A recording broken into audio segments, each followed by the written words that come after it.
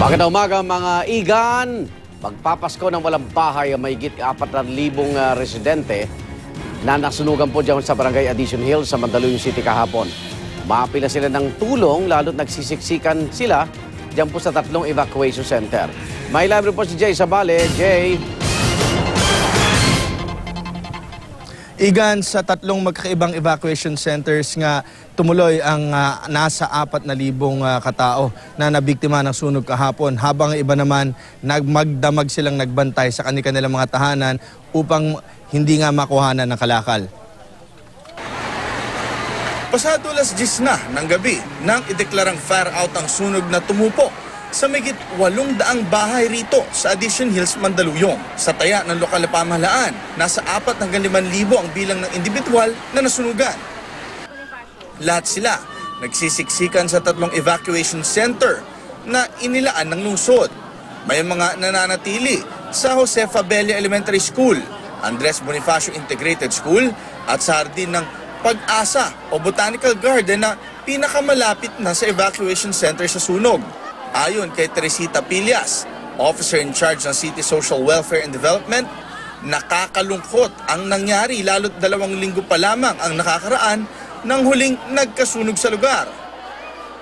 Nakakalungkot doon ay ngayon siyempre magpapasko, wala sila lahat ng gamit nila, damit nila, at most especially wala silang bahay.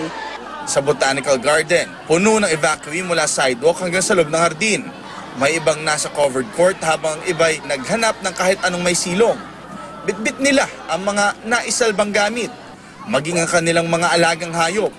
Habang hindi nakakatulog, nakuha pang maglaro ng mga bata. Kahit pa karamihan sa kanila, walang mga tsinelas, kaya hiling nila.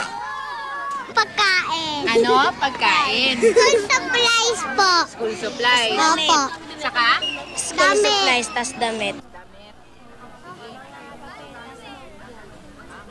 Ngayon ipapakita natin sa inyo yung tunay na sitwasyon dito sa loob nga saan na noon ang no. Ngayon may makikita napakadaming aksidente tao ang nangangakal, nangongolekta sila ng mga yero, ng mga bakal para naman makakuha sila ng unting kakitaan. At nayan nga, meron na ring lumapit dito na bumibili ng bakal. Ang bili sa yero ay nasa 4 pesos kada kilo. Ang matitigas daw o yung magandang bakal nasa 6 pesos kada bakal, habang yung mga tanso naman 140 pesos ang binibili sa kanila. No? Ayaw man nilang ibenta itong mga ito, ngunit kailangan talaga nila ng pambili. At ayon din sa mga nakausap natin dito, ito na yung pinakamalaking sunog na naganap sa lugar. Igan? Maraming salamat, Jay Sabale.